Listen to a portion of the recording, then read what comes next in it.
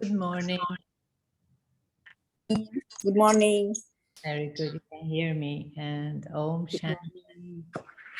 Greetings of peace to every one of you, and welcome to this morning's insightful dialogue, which is a special session that we are having. I have attended this emotional liberation workshop many rounds ago. And then I invited Dr. Rita to do a session in Los Angeles, and she did it back in November.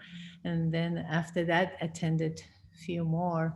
Um, and I just have to admit that, every time I felt there is more I can take from this workshop, and there is more we can offer to the larger audience. I will not take the time for introducing the topic, but just simply, briefly to introduce the speaker of today. Um, and Dr. Rita, received her degree in psychology from University of Amsterdam in Holland, and she completed her postdoctoral education in psychotherapy. She worked in healthcare centers as a psychotherapist and also in the youth care organization, especially in the Department of Child Abuse as youth protector. Um, for over 33 years. She has also been a student and teacher of Raja Yoga meditation, Brahma Kumaris in Holland. And I would say her vision, her mission, and her passion is to offer um, ways, methods, to free oneself from all these emotional bondages and emotional traps and entanglements that we have created along our own life journey, and also to give one's self that gift of renewed life in this world of chaos, world of doubt and fear, uncertainties, challenges, etc. So, working as a psychotherapist, she worked with many cases, filled with so many stories, dramas, and traumas. And we have all experienced one or more of such experiences, But needless to say, sharing is good, and we learn from each other, right? And asking questions, of course, is great, because what it does, it clears something for the one who is asking the question, but also for the one who never even realized that they had this issue or this predicament in themselves. So it's good, and they did not maybe have the words to voice it. So that's why sharing and posing the questions is good.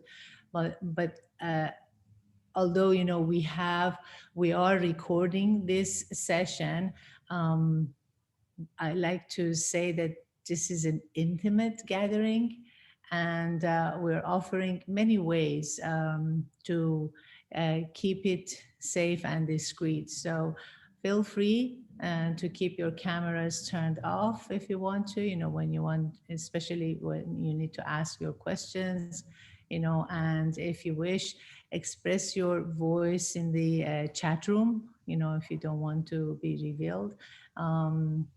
During one of the steps in this workshop, we will stop the recording so that the sharing can feel safe and open and just remain among us.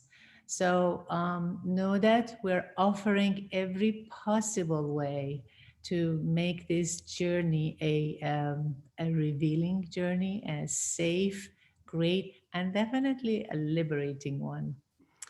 So without taking any more of your valuable times, asking you please keep your mics muted until you need to speak, and passing on the spotlight to our dear Dr. Rita.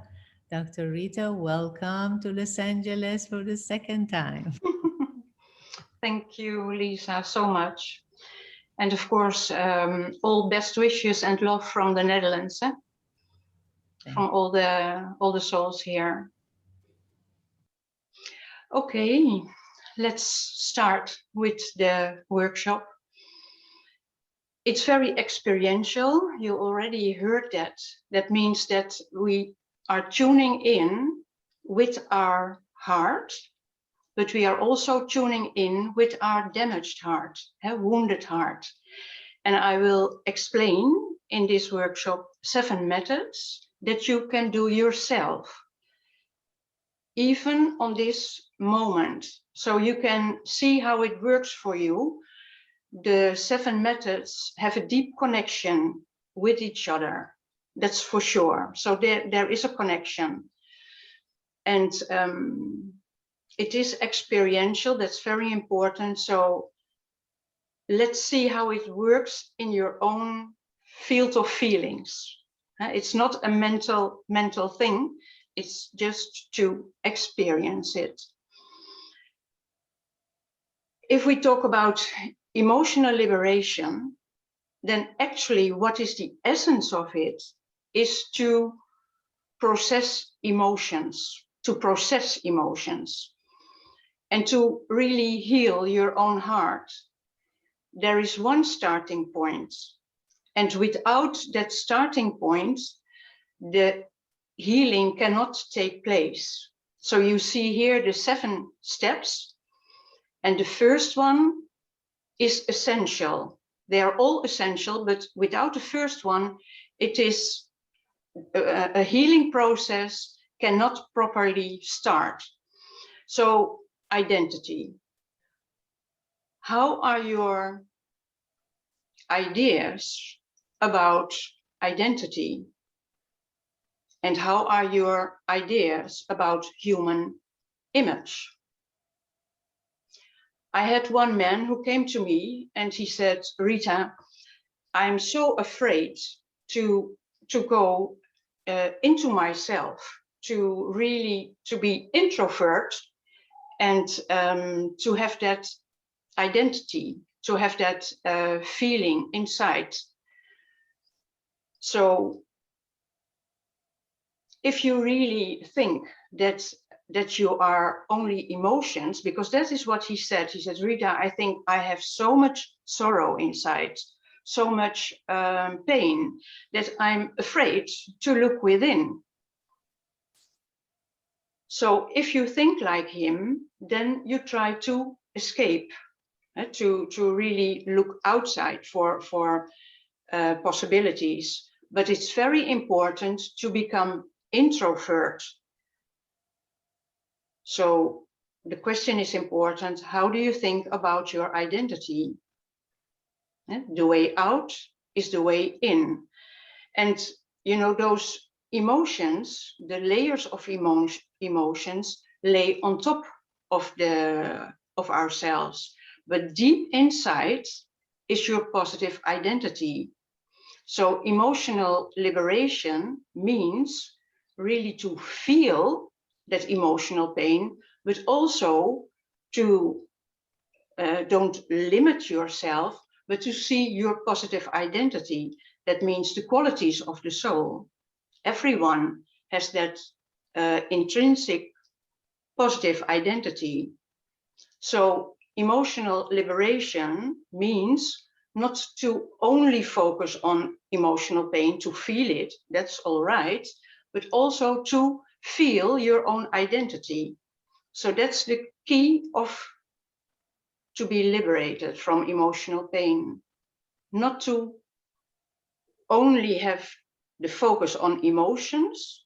It's all right to feel emotional pain, for sure, very important, not to talk about it all the time, but to feel it. It's allowed to be there, but also to know that deep inside your soul, there is a blueprint of a positive identity with the qualities of the soul. And peace is one of them, and power is another one. So identity. And if you think like him, that you are afraid, we don't have to be afraid, but he was afraid, then you try to escape. And there are many possibilities to escape. But before we do a practice about what escape mechanisms we have, I want to have a little time about the relationship you have with yourself. So identity, that's the first point. And the second point, relationship with yourself. How is that relationship with yourself? That's very important. And of course, I can say many things about it, but for emotional liberation, only two things are important. So what is bothering you? And what do you value about yourself? And those two things also have to go together. And here is that key factor again. So what is bothering you? What emotion do you feel? But also to have a broad perspective of yourself. What do you value about yourself? And of course, if we think about that, or we feel something that we value about ourselves, it doesn't have to be a very big thing. When I look to my own life, I do it on a daily basis. You know, what is bothering, if something comes up, what is bothering you, Rita? And next to that, what do you value about yourself? For instance, I have a garden, and some people just let their wheat grow very high, you know, but I decided to put some roses next to my neighbor. So that is, what do you value? It can be a little thing, can be a big thing, but also a little thing. So now we are going to do 2 self-reflections about the escape. That's the first one. It's very important to be honest with ourselves about this, because there are so many escape mechanisms around the world. And they can be very mild,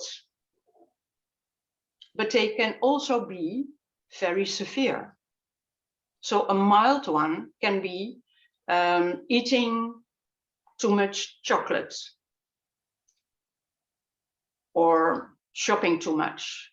But the severe ones are in the direction of addictions, drug addiction, alcohol abuse. But even there are also people who say, well, you know, I experienced so much pain, I don't want it anymore. And they have suicidal thoughts. So it goes from a big range. What are our escape mechanisms? So we have 2 minutes to just reflect on ourselves. And I want to say one thing. This emotional liberation is a very positive, beneficial journey. We learn to understand ourselves much more, but also it increases a lot of self-trust and self-love. It is our own story. It is our own story. And it's good that we don't escape for ourselves. That's not necessary, but it's important to face it. So just reflect on it and see, what do I use as an escape? Maybe there is not an escape. You are totally courageous and dive into yourself and use the power of introvertness. That's possible. But it's also possible that you have 1 or 2 escape mechanisms. So 2 minutes of music, or 5 minutes. Okay, 5 minutes, better.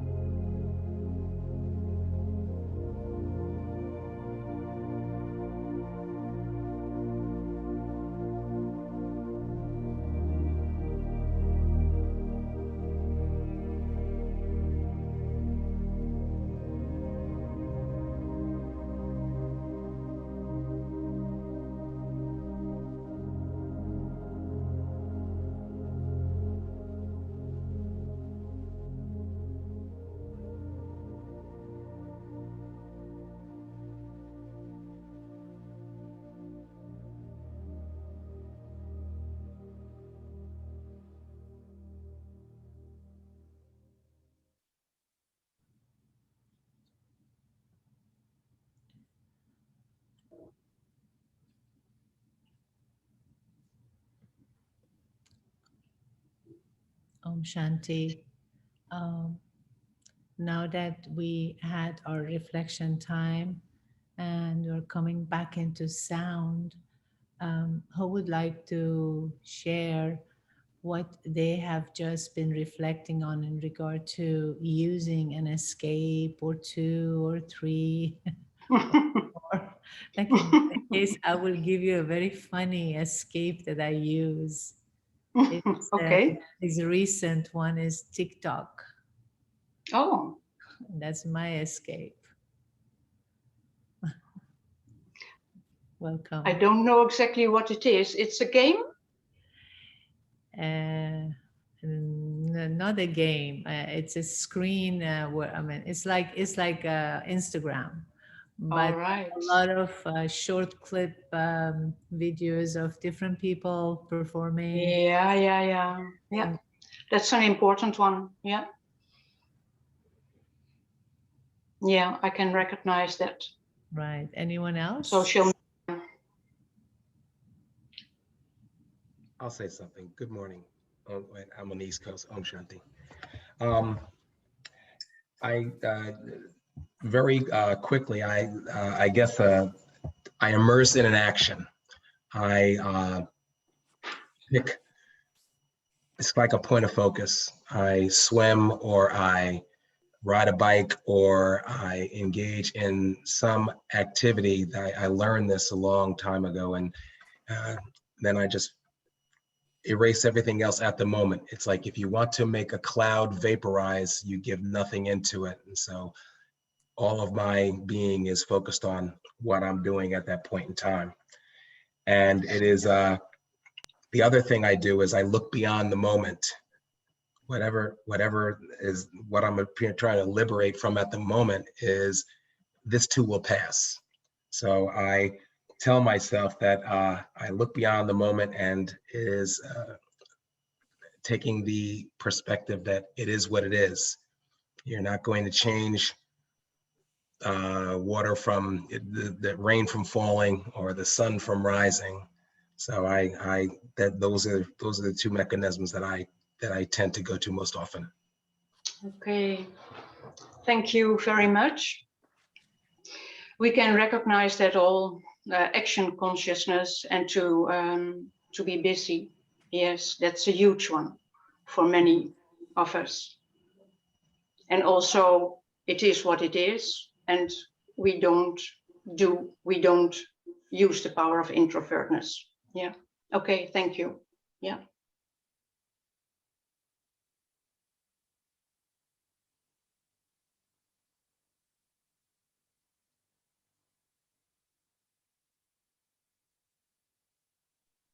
Do you hear me? Hmm? Okay, my name is Miriam, and I like to share the way I have to escape, maybe from myself or from the present moment.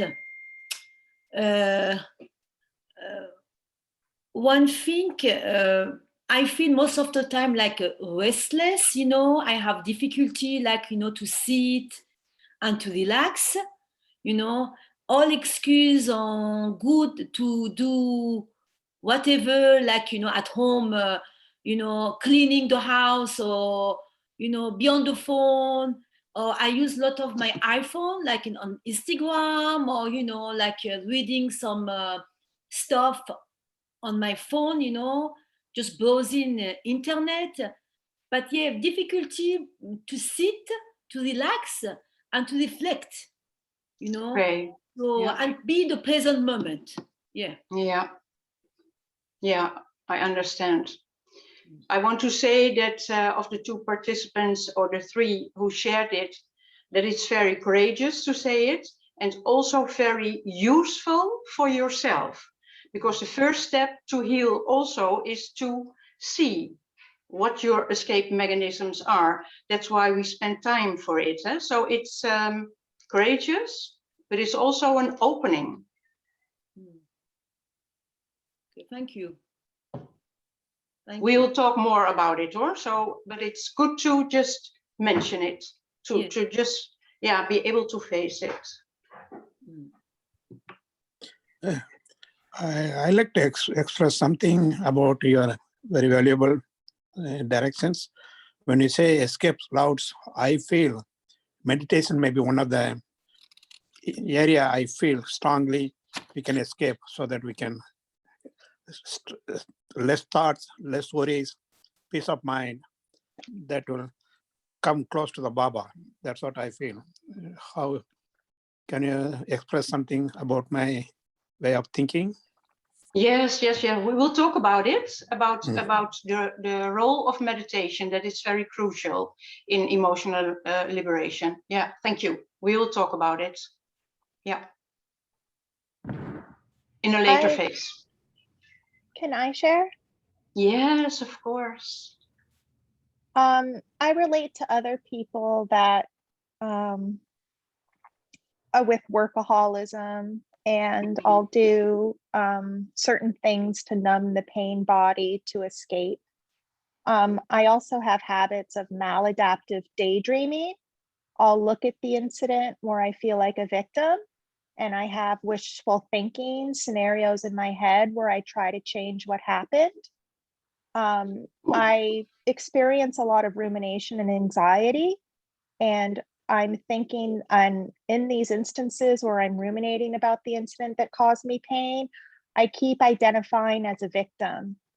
And I keep trying to rescue myself as a victim, but I'm powerless to the situation because I can't change what happened. So that's further depleting and further keeping me stuck in that story and narrative where I'm giving away my power to the situation, and it's preventing me from actually accepting what happened and rising above it to heal. Okay. Thank you. Thank you very much for sharing this. It's also clearly recognizable. Okay, we will talk about all the things in the further steps, but now, for now, it's okay to just mention it, but we will get into it. Okay, I think someone else wants to say something still about escape mechanisms. Okay, go ahead. Okay. Hello, Rita. I will say something. My name is Susan, and I know Lisa from Boston. Okay. And I know some others here as well. So hello to everyone I know. So one of the things that I didn't realize I used for an escape was when I used to go to work full time. And I'm also on the spiritual path, and I didn't realize that I was using that to really, escape from having to look within and see what I had to deal with. And now I'm kind of quote unquote retired, although I'm busy doing many things, but I don't have that diversion of work. And so what I have found is that I have, like many, I've gone too much into the internet, and something that I never really spent much time on before. But even if I watch a movie on the internet, I'm like, that was such a good movie. But then I think, like those people, they spend their good energy putting together a good work of art. And what am I doing? So I realized that that's not productive. And the other things that I do is sometimes sleep, eat, and also connect with people. Too much, engaging in conversation, and I haven't engaged with myself enough. So I think those are my 4 escape routes. So thank you very much. Yes, and also good that you say it, because that's also what we do: connecting with others, and not the relationship with our own selves. So it's good that you mention it. Shall we go to the second point, because that's about? Or is there someone else who wants to share? Someone else who wanted to share. Okay. Yeah, I wanted to share. Yes. I'm Sudha Desai, and I'm from LA Center and Silby Center also. So my escapism, because I'm an all-rounder, that's what Diane taught me. I used to say myself the jack of all but master of none, but my self-respect rose when I learned, I am an all-rounder. So there are so many skills that I have that I keep busy with. So there is no time to think of the waste things, but still sanskar jumps in, at that time, meditation is the only thing I get to escape from that. Mm-hmm. Okay, thank you. Let's go to the second reflection, because it's all about ourselves, and the relationship with ourselves is important. So the second self-reflection, name one aspect for yourself, what is bothering you, what is the feeling that comes up, what is bothering you. But also, so now we are going to make the identification with ourselves broader.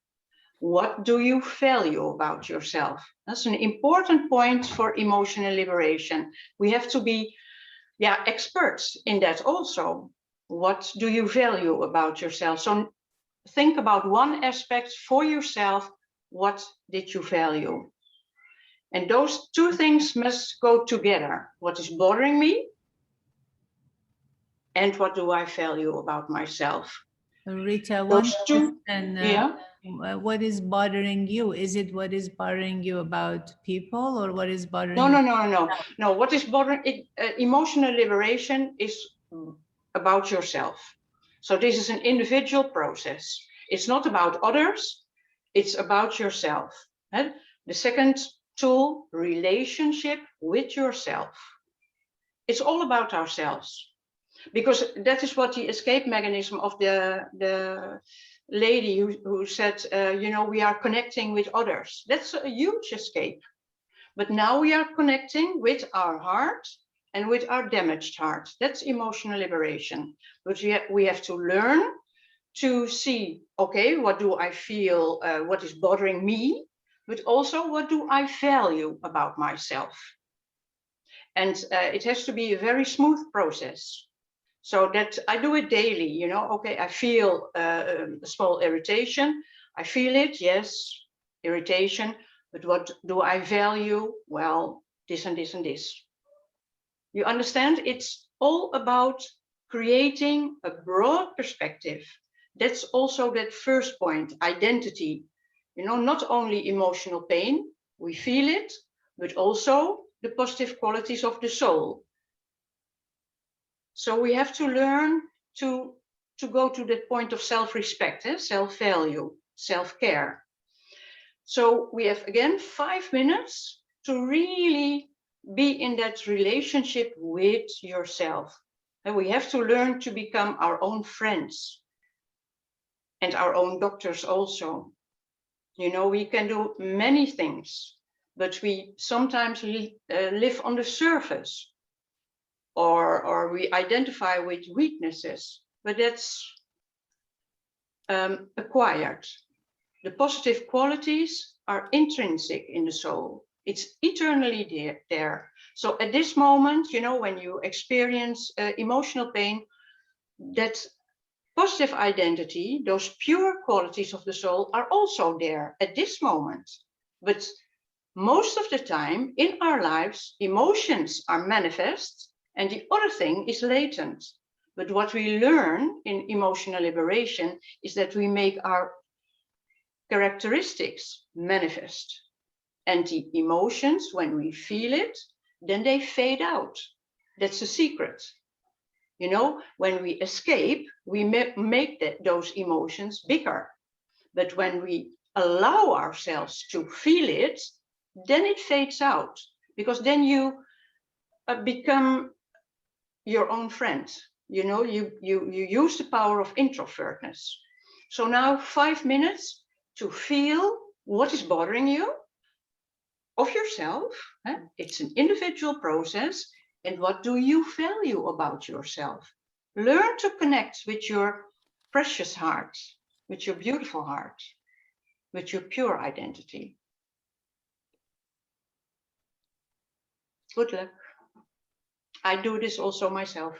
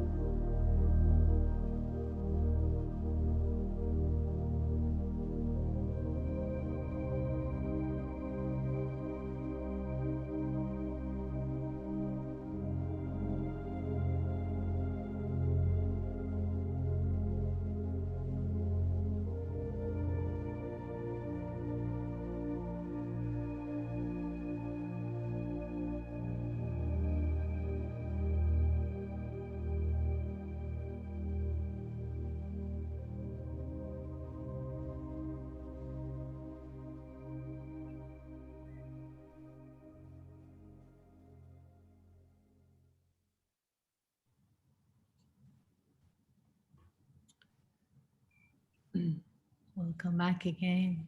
Mhm.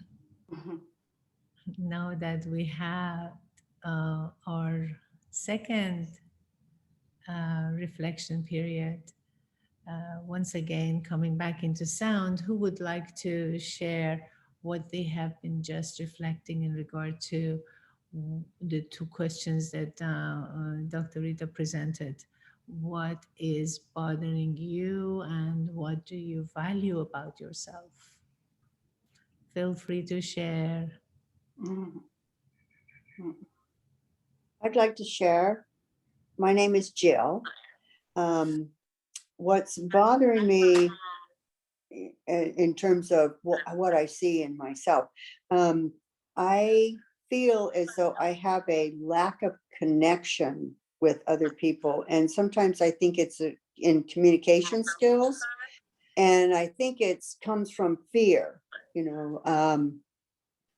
that maybe I won't be accepted. But yeah.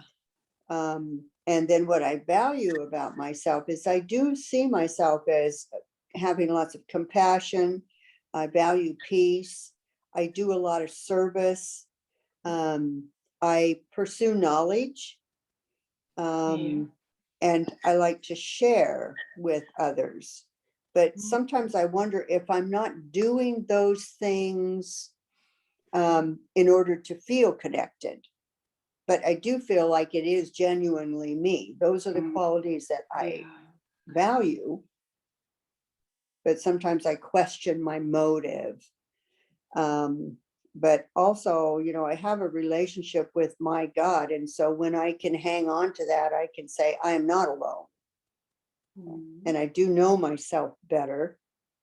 And I have learned to not be dependent on what someone else might think of me. Okay. Great. You're very honest about what is bothering you. That's and also what I hear is that you see a lot of values in yourself. Thank you. Hello. Can you hear me? Yes, we can hear you. Okay, so my name is Donna, and thank you for having this opportunity for us to share. I think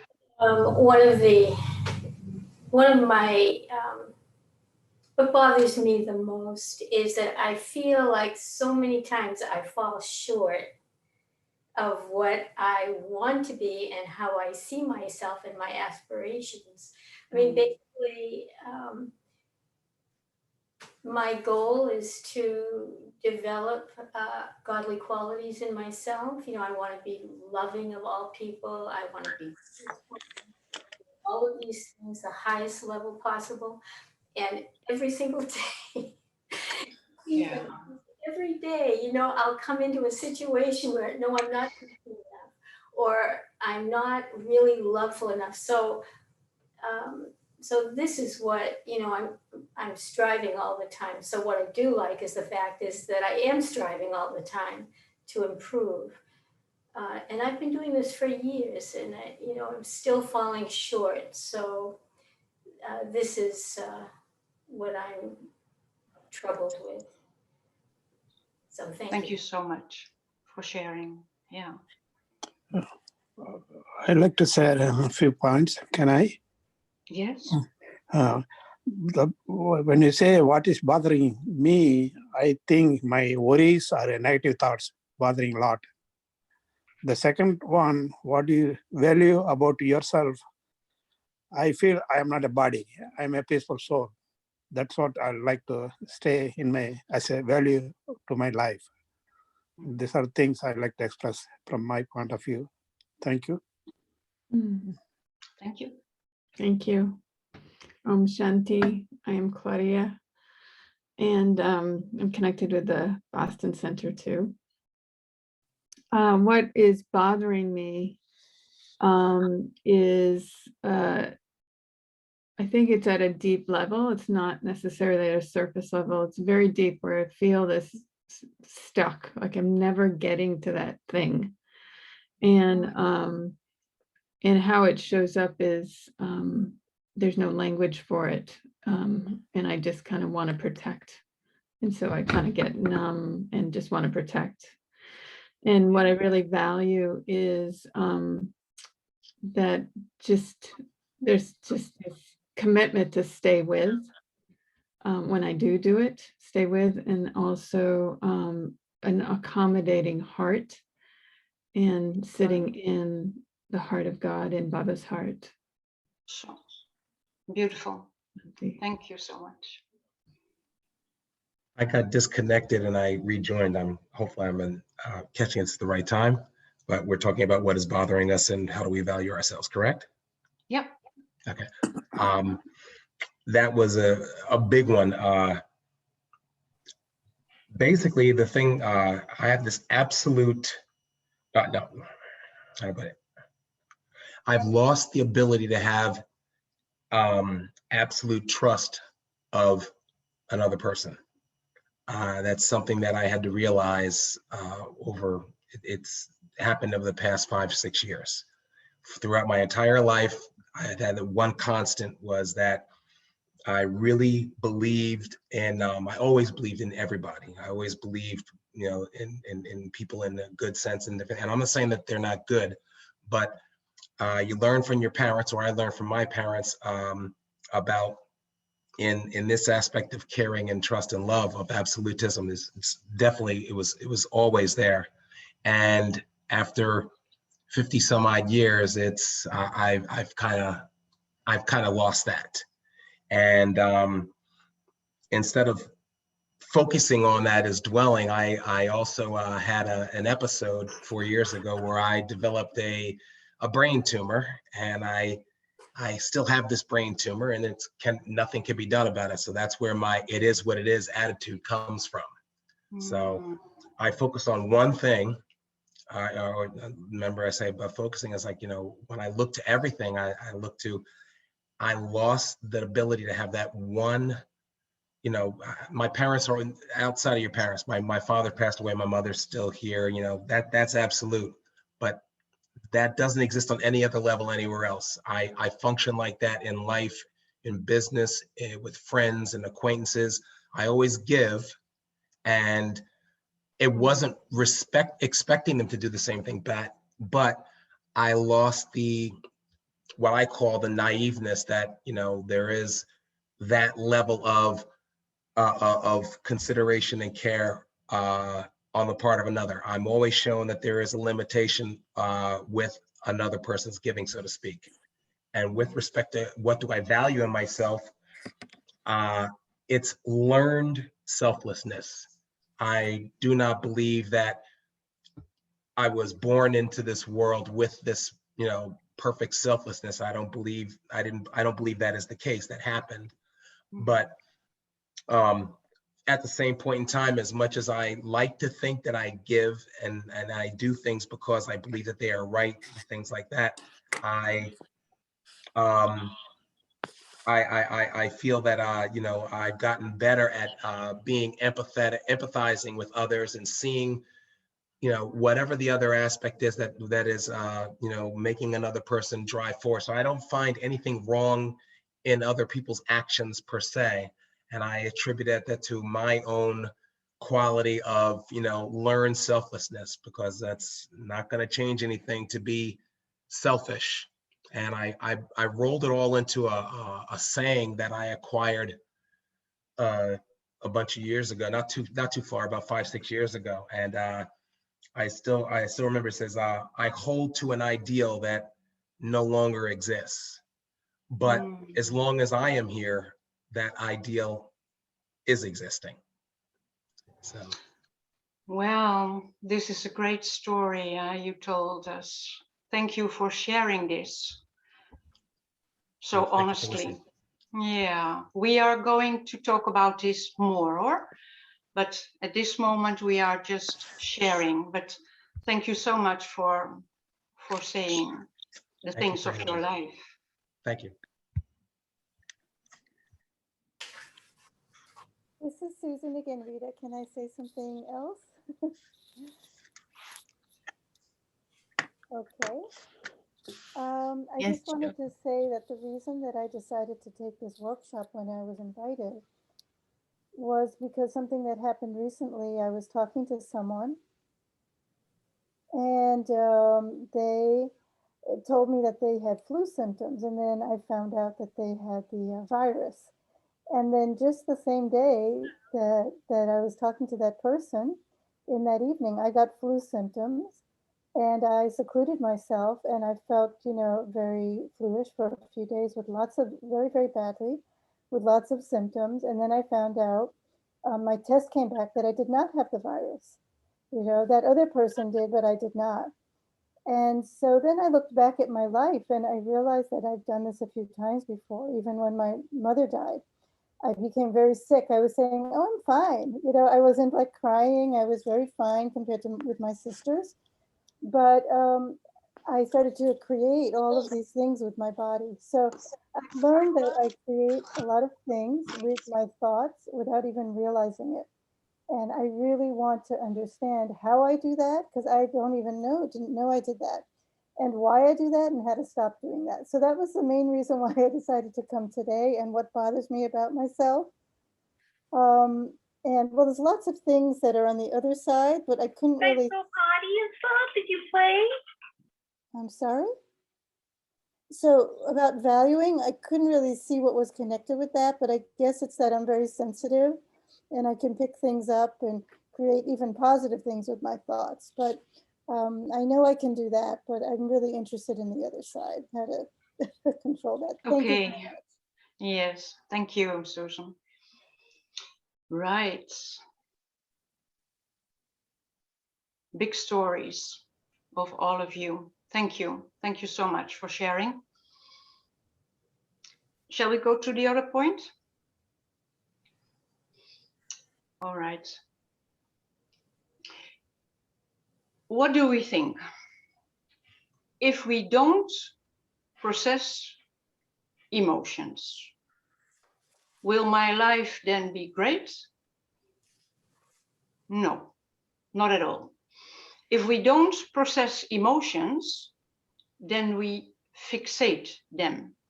And there are two levels of fixation of unprocessed emotions. The subtle level, the mind, thoughts, and cell level, the body. I will talk first about the subtle level. A client of mine, he is now a father, but he was talking about his life, that he said, my father was so difficult for me. He was so dominant, and all the things I did were not good enough. Always there was criticism, and now I have my own family, he said. I feel so worthless, Rita. I feel uncertain, and what I do is I want to solve it about my father. So I talk about it with my wife, with my children, with my colleagues. I want to solve it, so I talk about it, that my father was really dominant. I did not have any space to live. So now I have my own family, but still it is like my father is living in my house, because I talk about it and I want to solve it. But now everyone, even my colleagues, don't want to listen to it anymore. My wife also says, please, it's already for so many years that you have this problem. So what he does is that he fixates emotional pain on a subtle level, on the level of his mind. And surely I think we can recognize this, that we keep on repeating emotional pain, and it doesn't solve a thing. We just repeat it to friends, to colleagues, to partners, even to children, and it's there, a big bondage, a big attachment. So what do we do? We fixate it on a subtle level, the level of the mind. there is also another level in which we can fixate emotional pain if we don't process it.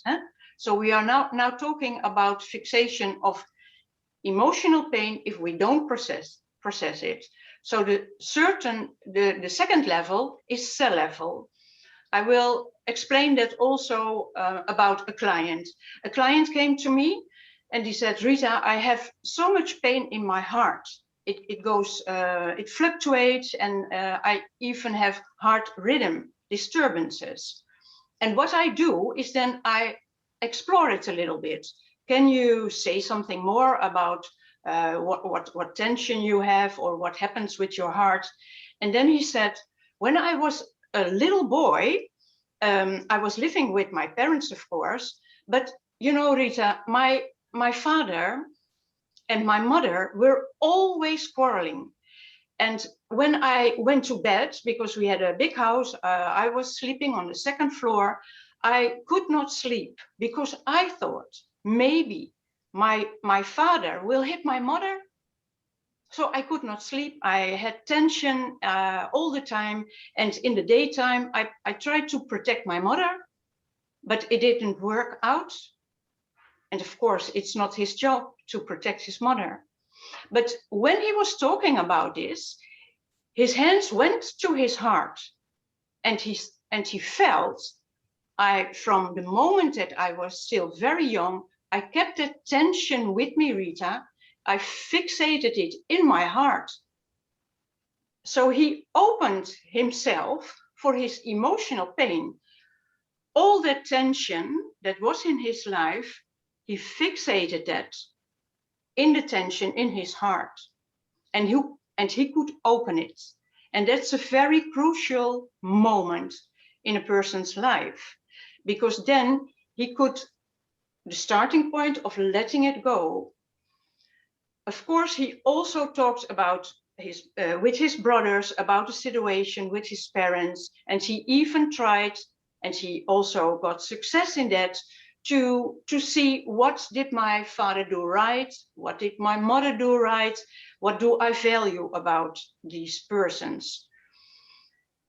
So that's another fixation on cell level.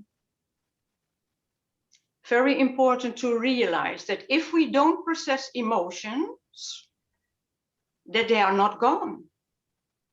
Not at all. So the importance of processing emotions is very, very crucial in our lives, that we don't suffer unnecessary. It's not necessary at all. So when I go back to that first man that said, oh, Rita, I talked about my father, you know, dominant, very authoritative. I couldn't do a thing right. He keeps on repeating about his father to so many people. Can that happen? Is that a reality, what is happening here? Where is our creation power? Where is our responsibility? I asked that to many groups when I did this workshop before the COVID period. Do you ever had in your life a moment that you said to yourself, enough is enough? And many people raised their hands. Yes, I had that moment. They said that I really did choose for myself, not for the suffering anymore, but for creating life. I want to live, and I don't want to have a black life. I have colors, and I want to add those colors into my life. I hope you understand what is happening in that person. It's important to take a decision in your life. That's an important tool for emotional liberation. To take a decision, to use the power of your intellect take your own responsibility and the power of creation, we have that. We are not, sometimes we say we are a victim, it's because this and this and this, but we have the power of creation. We can be master creators. We have that capacity. We are not only emotional pain or weaknesses or a product of our parents. No, not at all. We have inside our blueprint the qualities of the soul that are eternally there, eternal life energy. We have that at this moment in our hearts, in our souls.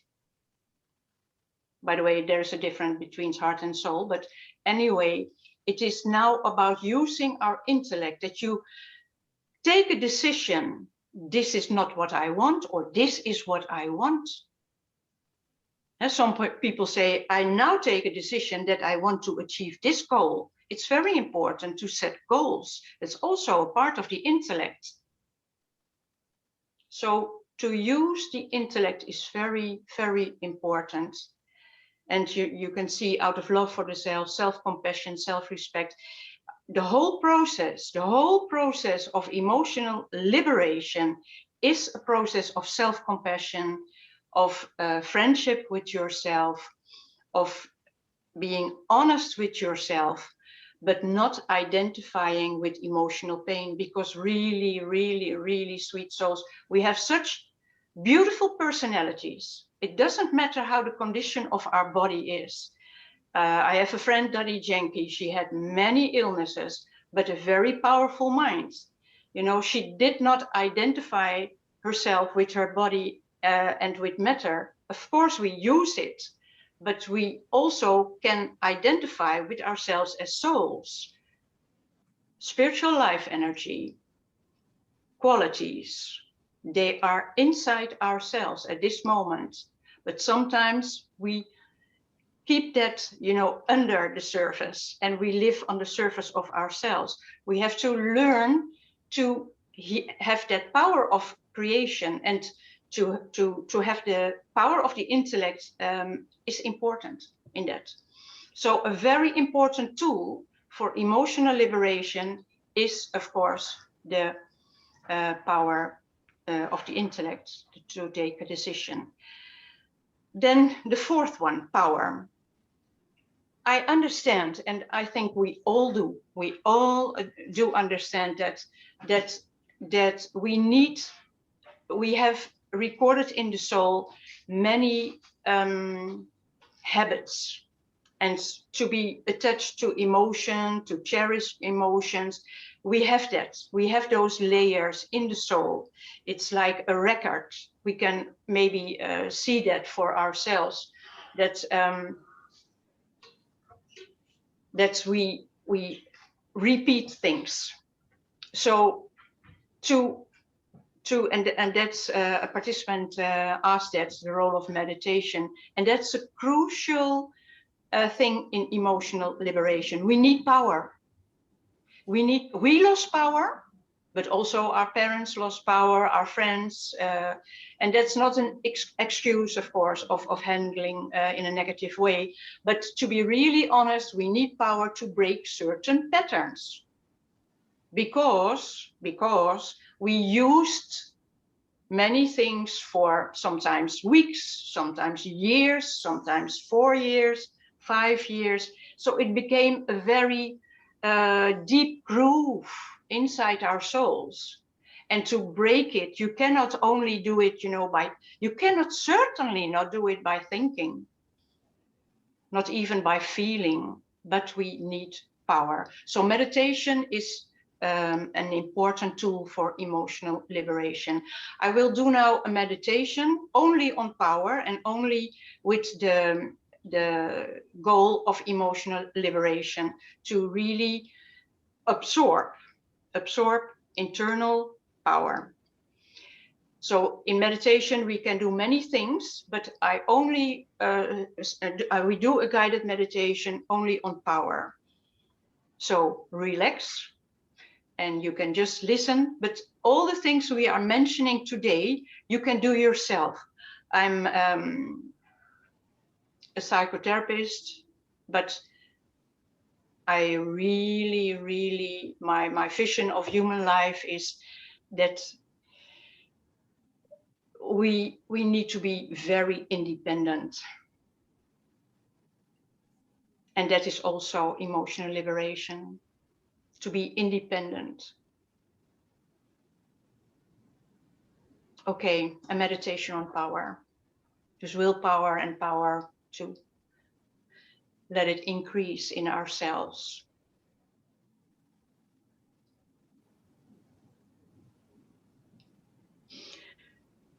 I'm going to sit in a very, very relaxed manner. And this is a meeting with myself as a friend.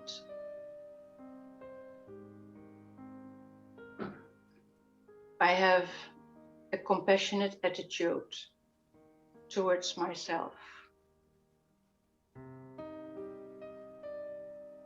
And I also feel the love for myself.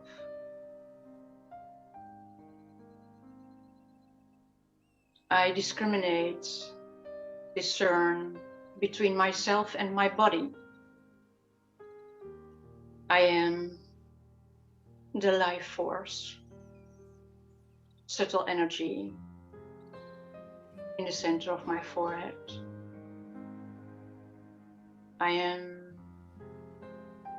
very subtle, eternal, immortal energy, pure light. My body is made of matter, the 5 elements.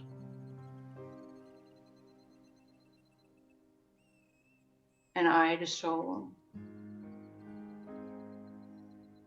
am a master of matter. Without me, this body cannot do anything.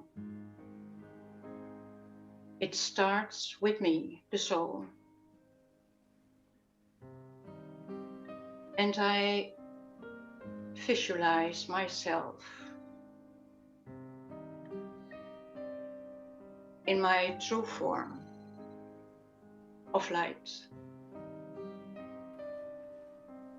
like a point of light and might, radiating light in my surroundings, eternal energy, life energy. And I realize and I feel that everything I ever did is recorded in me, the soul. My history, my present, but also my elevated future. All the 3 aspects of time are in me, the soul. And I feel that with these pure thoughts about myself, that the speed of my thoughts are slowing down. And I feel more relaxed. I create my own stillness. Only few thoughts, pure thoughts about myself, that I am a soul with so much power inside. but sometimes I don't use it. And when my mind is so quiet as now, it's easy for me to travel beyond with my consciousness and also with the power of my thoughts. I journey upwards through this galaxy, and I feel so light, so myself, so easy.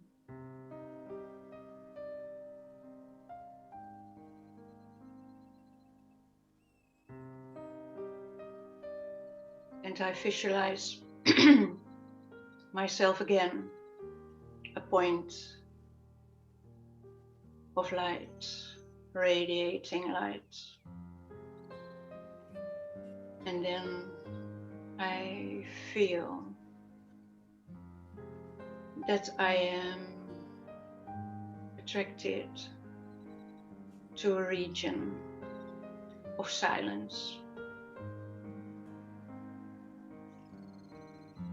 And I see myself there.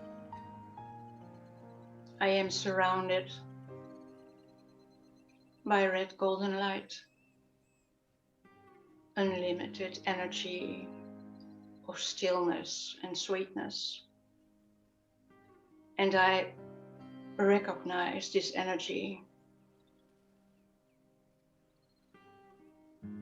It's familiar to me. It's the same energy that I have in my own heart. The silence, the power.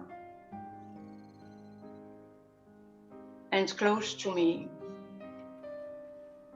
is another soul, radiating light and might towards me. And in a very natural way, I come closer to this source of life energy. And I absorb this power in my own heart. I have a right. I have all rights to this power. And I feel it also like that. In a very gentle way, I absorb light and might in my own heart. And it feels like the balance of love and power. Once again, I am complete. No broken heart, but a heart that is strong, very strong. This is me. This is my eternal identity.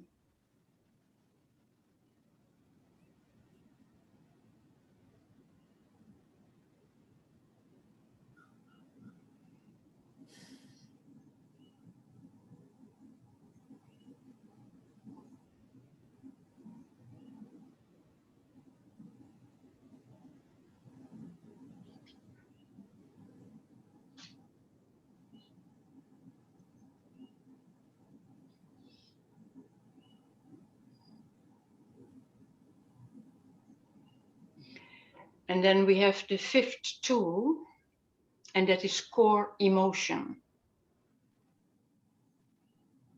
Core emotion. Every one of us has a core emotion. And that's not a core emotion if you look it up in Google, but it's an individual core emotion. And to feel that core emotion, that's very important. We don't need, it's not necessary to go back to the past. a core emotion is triggered in day-to-day life. And for instance, if we get a critical email and someone is saying something that is very negative about you, then you can feel already, you know, for instance, your core emotion, rejection or abandonment or neglected, betrayal. So it's very personal. But it is important to feel your core emotion and to realize that you of course are, but that's the same story about emotional liberation again, that you're more than your core emotion, that you have your pure identity. It's important if that core emotion comes up to feel it, but sometimes people say, I feel it for 80%, or some people say I feel it for 50%. But in emotional liberation, it's important to feel it for 100%. So we are going to do a meditation on core emotion, but I want to explain this that it's important to feel for 100%, and then we travel further. Then we can travel further. It's also possible that with your core emotion, so it's an individual process. We're going to do it just now, but it's also possible that you see one person with. It comes up in the screen of your mind that you see a person, and that's totally all right. That's totally all right. Just see that person, but stay with your own feeling, feel it, and then we go deeper into the soul to the qualities of the soul. You understand now the two keys always together: emotional pain and identity, and the positive qualities of the soul. That is the essence of emotional liberation. No matter how severe the core emotion may be, and I've seen a lot of traumatic experiences of women or who fled Kabul and Africa and became slaves and prostitution, whatnot. So a core emotion can be very heavy, but it's all right. We don't have to go back to Africa or wherever it happened, because they are triggered in day-to-day life. So if we allow it to come up for 100%, then also, I told you in the beginning, then it fades out. And we don't have to escape, because that is what we usually do. We heard many, many escape stories, not only of you as participants, but all over the world. Almost everyone is escaping. But the opposite is true. When we feel and really feel that for 100%, that we allow our own story, because it didn't happen just like that. It's there for a reason. So, okay, it's our own story. We don't have to be afraid for our own story. So if we feel it for 100%, only then we dive deeper into our own souls. So we're going to do it. So it's an individual process. The core emotion of me, Lisa has maybe another core emotion, and Claudia has maybe another core emotion. That's also all right. We don't have to look to others, because we did, and it doesn't help us a bit. So meditation on core emotion.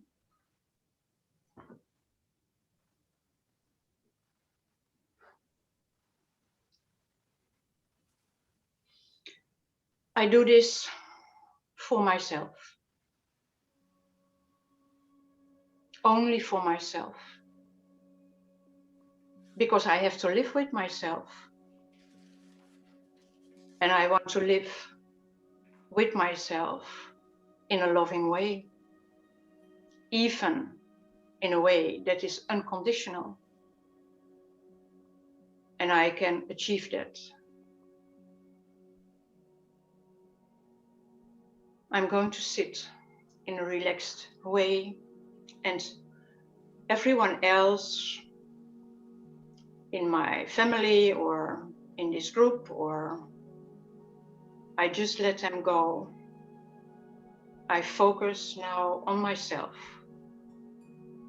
and I go to the center of my forehead, the place where I am, the life force of this body. And I visualize myself again. Very important to disconnect from matter. I visualize myself in my true form of light, a point of light. And I once again realize that everything is recorded in myself, past, present, and future. So it's not an empty space, but it's my life story. So I connect with it. And everything is allowed to be there now. I open myself for myself.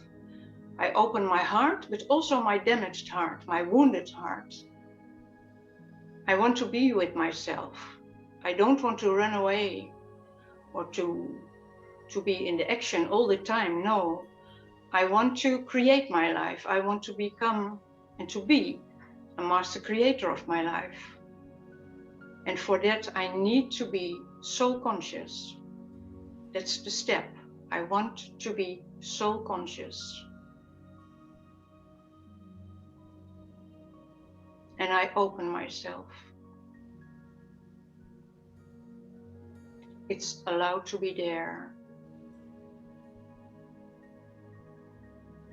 And I listen. I only listen to myself. And I give myself all the space I need. I have that capacity to give myself all the space I need now, in this period of human history, in this period of my life. And I feel what is coming up at this moment. And I allow it to be there for 100%. I listen.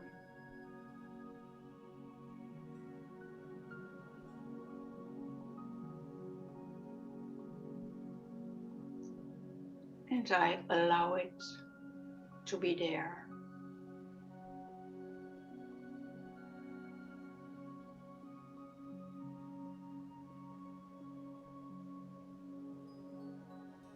And then,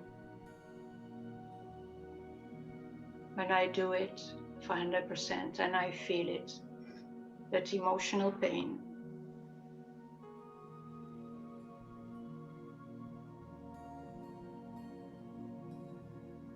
then I journey deeper into myself.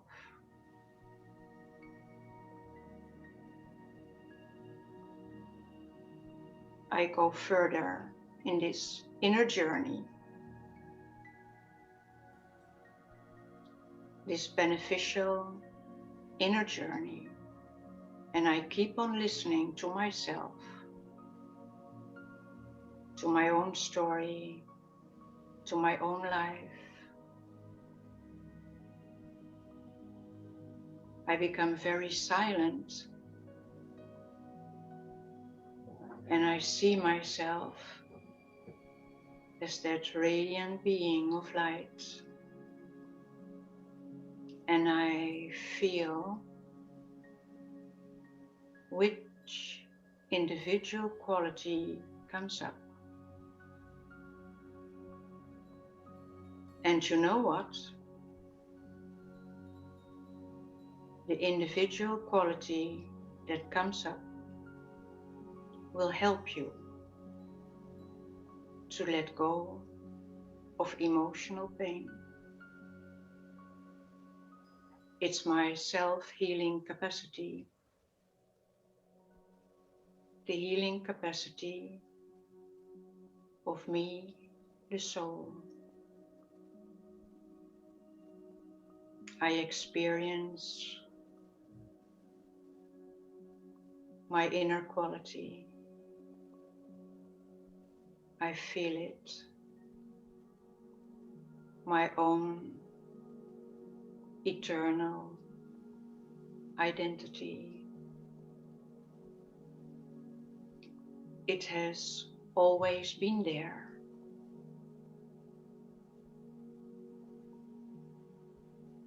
But sometimes I did forget.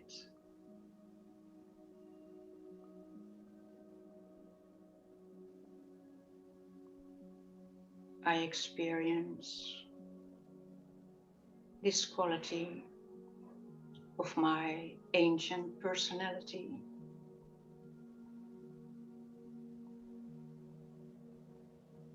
My spiritual identity.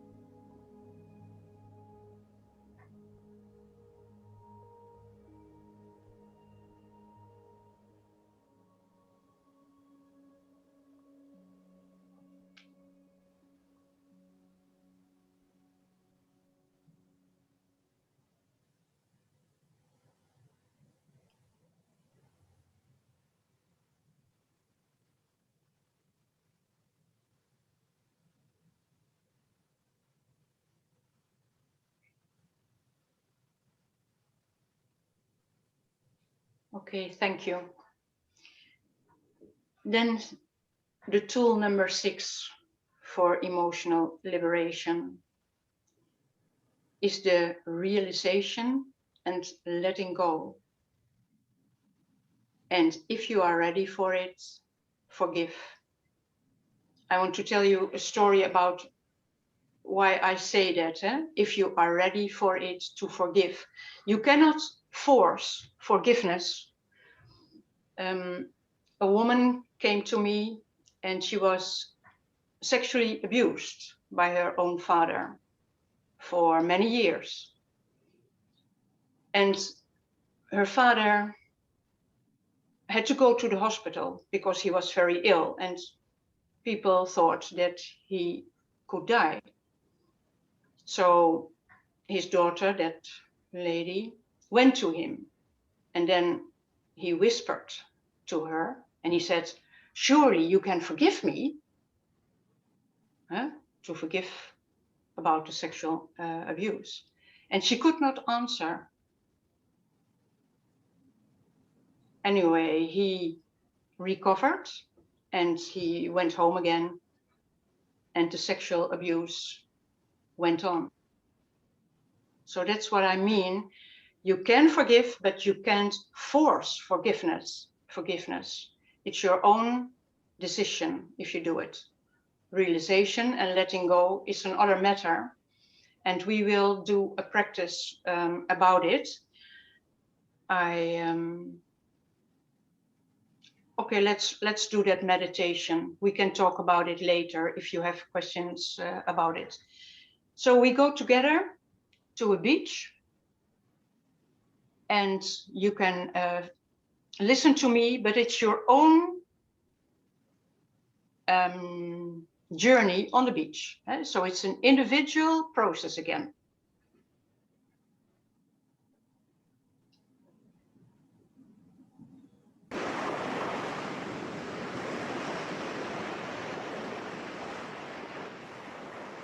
I'm walking on the beach. And I feel the warm sand below my feet. I feel the sun. And I also feel my inner state I am very powerful and very peaceful. I feel very contented here with myself, but also with the surrounding. I feel the warm seawater. It's so quiet here. But then, far away, I see another person. And that person is coming towards me. I don't see who it is yet, but that person is determined to come to me. But anyway, I feel fine. I feel my inner power and even happiness. I'm happy here. And then when I look again, I recognize this person. I know this person very well. And that person comes closer and closer to me.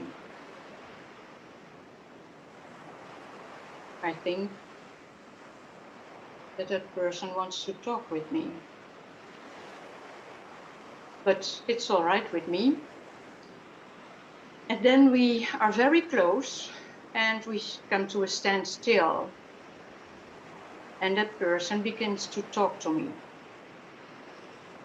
And I listen openly. I accept the situation and I feel fine about it. I listen to what that person has to say to me.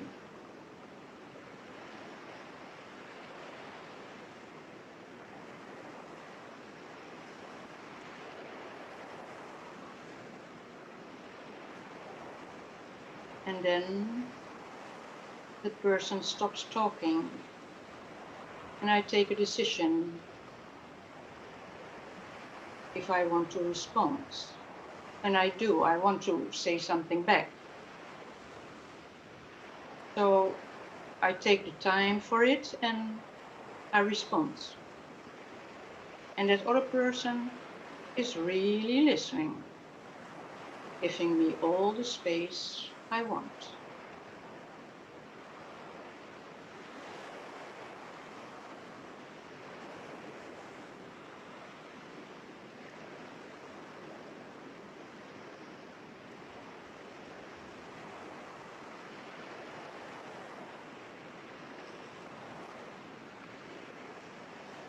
And when I'm finished, I give the other person possibility to say something about it.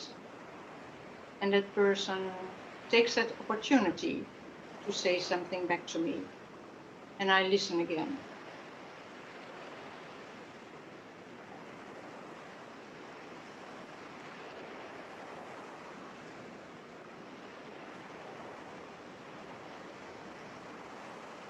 I feel my inner power. I am so conscious. And then we both feel that that was the end of the conversation. And I walk back. I go my own journey further.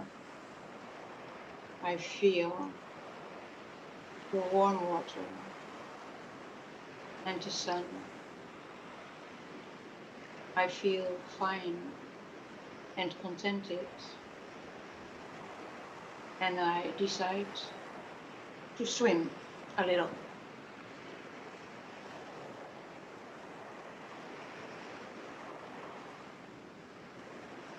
And that other person is going in the other direction.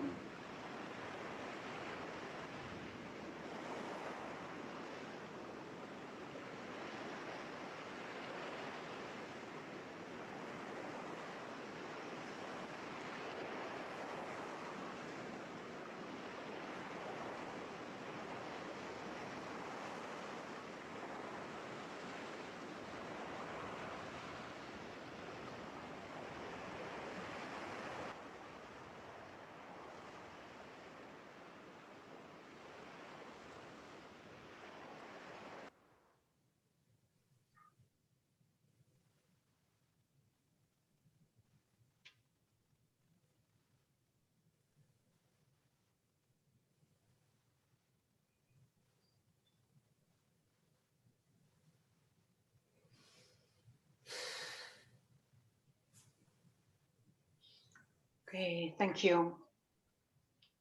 Then the last tool for emotional liberation is also a very important one, and that is to write a letter to yourself.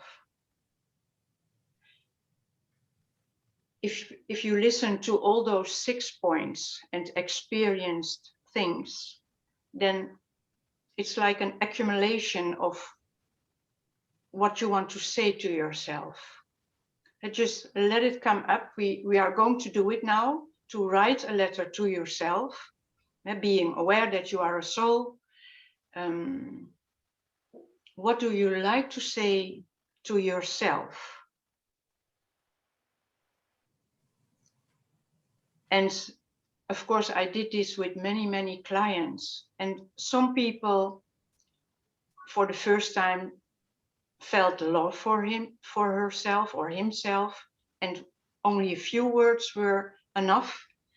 But there was also, I remember in Italy, when there was a group still, that was, I think, 2 years ago, there was one boy who was abused by his father, also for a few years, physical abuse. And he opened up in that letter for the first time in his life. You know, it was a long time ago that it happened, but now he was, I don't know, in his 20s or so, he could open up in that letter about what he experienced, but also that he wanted to finish it and to use the qualities of the soul in his life, to be really creative and not to suffer anymore as a burden, to take it as a burden. So it is very personal. It's a very personal letter, and every letter is a very, how do you say, like a document. So you cannot fail in writing this letter, because it's it gives the essence, almost the essence of what you want to say to yourself, what is important at this time. And also, of course, it has healing factors. This letter can be and is a healing event for yourself. So we get some time, about 15 to 20 minutes, 15 minutes to write a letter, to do it just now. We stop the recording then, and afterwards, so there is no record of this, so we are on our own. And maybe someone wants to share, that's possible. And if you want to keep silent, then it's also all right. You can. Yes, so there aren't anything in the chat, and if you have questions, you can ask yourselves. This is your interaction moment.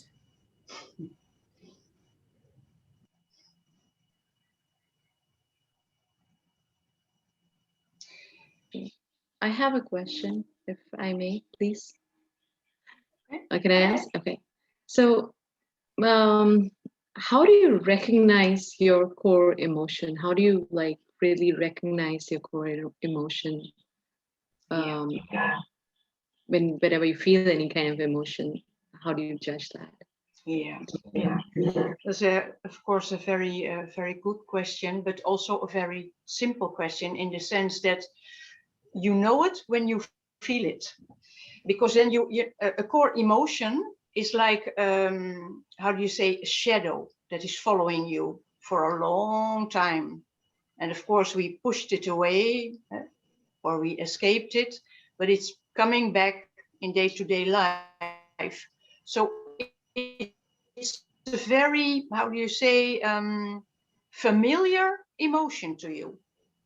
And it is, if you feel it, if it comes up, for instance, rejection or betrayal, then it comes up with a force.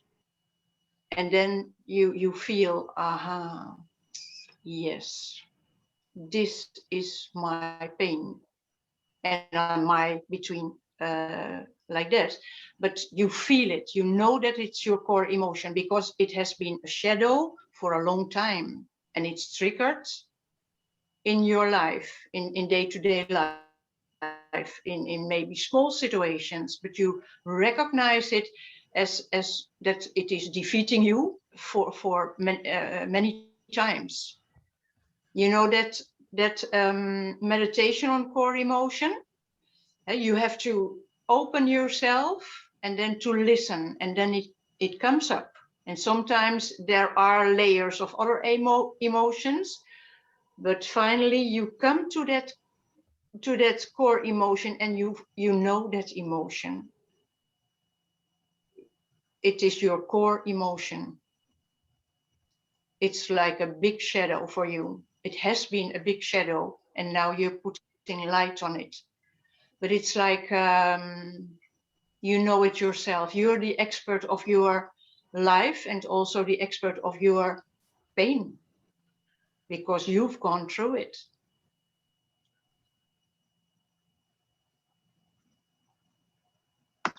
Thank you Dr. so Rita, much. Dr. Rita, I have a question. Yeah. Can I go? Right. Yes. I thought I learned so far emotions can be divided into negative emotions or positive emotions. Negative emotion I consider as a vices: anger, lust, greed, and the positive emotions are virtues.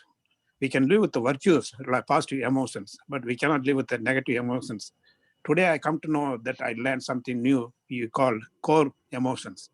What's the core? You explained about the core emotion. Whatever other things are considered as non-core, or how you call the other part of the. Yes. Okay. I can say a general important thing about emotions. All emotions are linked with giving or taking sorrow. Giving or taking sorrow. There are no positive emotions in that sense. All emotions are linked to giving and taking sorrow. So our identity, the identity of the soul, that are qualities, virtues. There is no sorrow in our qualities. There's no sorrow in peace. There's no sorrow in happiness. There's no sorrow in power or wisdom. There's a huge difference between emotions and our identity. Emotions are acquired. Our identity is intrinsic. Emotions are on the surface. Our identity is ancient. So it's very important to be clear about emotions and emotional pain. No one wishes emotional pain. But in general, in general, all the human beings are emotional, right? No choice. We are all emotional beings. That's why we are away from soul. Soul doesn't have this kind of quality. They are all the time higher specialities, qualities like equal to God. As a human being, we are impure. Purity, we lose our purity day by day. That's why we try to do meditation to improve, increase our purity level. It's not easy. We need to take a lot of effort every day, continuously. Yes, but we mustn't forget that that is why the first point, do you remember that I explained the first point, identity? You know that man that came to me that he thought that he was all sorrow inside. But that is sometimes that is the mistake we make. But the true identity, the purity and the power is also there. And of course, we have to get power to increase the purity again. But emotions, that is, also based on our actions. Sometimes we take into our heart, we absorb the negativity. And we must admit also that we gave sorrow. Okay.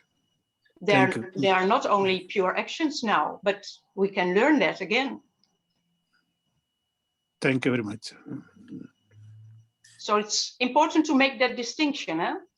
Because else it's going to be in confusion, and that's not the reality. We are pure souls to begin with, but we made mistakes and we gave sorrow and we absorbed sorrow. And we have to face that, to feel that, and to go back to our own identity to make that manifest instead of emotional pain.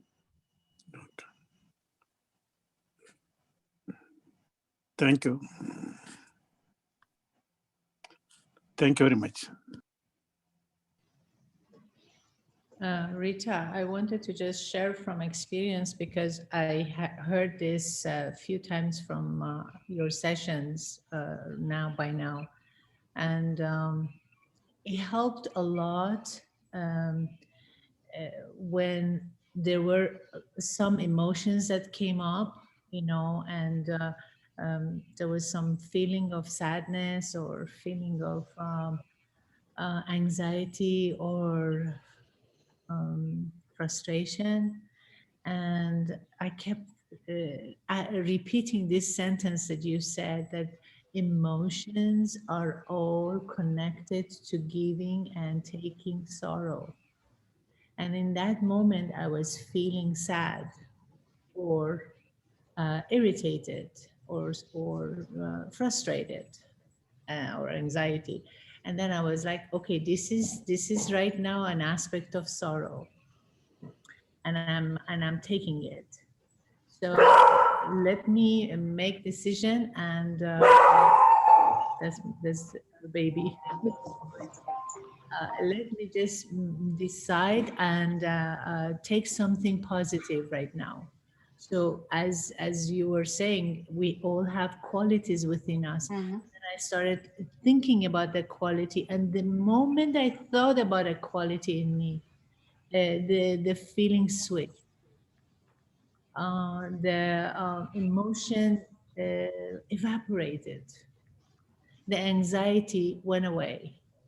But it is a conscious effort, and it's an ongoing effort, and you have to be aware to do it. Otherwise, we get trapped back into our old ways of, oh, I feel sad, let me go to bed, or let me take this pill, or let me... No. Take all the powers with you. Take all the powers with you. But that's also the meditation on power. Eh? We need power. Yeah. So all the tools are connected. Eh? So just revise them again and see what you can do at home to really make that process deeper. Yeah. Yeah. Good. Okay. We are at the end, I think, eh? Lisa. Yes. So we can close with a meditation, or you want to say something? Yeah, just wanted to, first of all, I wanted to thank you, Dr. Rita, for the time that you have given us, you know, the thought process and the experiences that you shared with us, you know, and the love that you ever so endlessly shared with all of us. So all that blessing that you kept giving to all of us, saying is whatever goes around comes around. So you do good stuff, and good stuffs come back at you. But I also wanted to, you know, we are going to end it with our meditation, with the meditation song that, and they have queued up for us, which is a very nice one. And it's nice to end the session with a meditation. But I also wanted to ask if Sister Gita, who is the director of the Brahma Kumaris Los Angeles, to say a few words in our closing, you know, in her closing remarks before we end this powerful session with this song and with the meditation experience, because you know, it is always great to end a session without words, and you know, with enough silence to get a chance to reflect, to digest, and to absorb what works and to discard what doesn't anymore in our lives. So we're going to end with this silence, but I'd like to see if Sister Gita is available to say hello to us. Om Shanti. First of all, thank you, Dr. Rita, that you gave your valuable time. And not only that, but you take in such a divine way within inside of each one of us, and still what was hidden, any types of emotional feeling in this gathering, with the help of the divine, you brought out all these emotional. And I can see those who have kept the windows open, their beautiful smile on their face. And I'm sure so many things was released. And when you had meditations on that ocean, and I felt that, just felt that divine being came and just raised all of everybody's like emotional feeling within the self, and just all the ocean has swollen all this and makes that lightness. And those who really wrote your heartful like letter and to speak out, it's a big step. And I really admire and appreciating that you wants to move forward in your life and not hold anything which not belongs to you. And with this beautiful practice, what Dr. Rita has shared, that how you can time to time go in your deeper level, in your beautiful being inside, and bring out which is not belongs to you and let it go. And with that replacement, with your virtues and with your divine power, you place that, because each one of us have a right to experience this happiness. Yeah. So what by mistake or what by not awareness we picked up this emotional feeling, so just replace and letting go, because you are very important. Your being is very important right now on this planet, to share your goodness with each other. So once again, thank you, Dr. Rita, and also the Lisa, that really brought such a beautiful this moment and makes everybody light. So we are the light, and we can spread the light. Whoever comes in our awareness or in front of us, we can constant share this light to the world. Om Shanti. Om Shanti, Gita Ben, and all of you.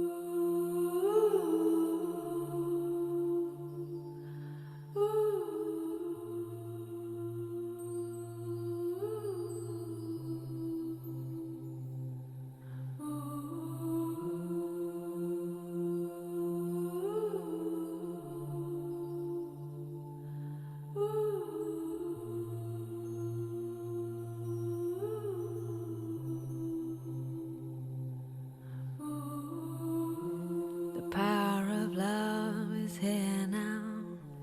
The power of now is here now. The power of you, me, is here to create magic on earth. The power of love is here now. The power of now is here now.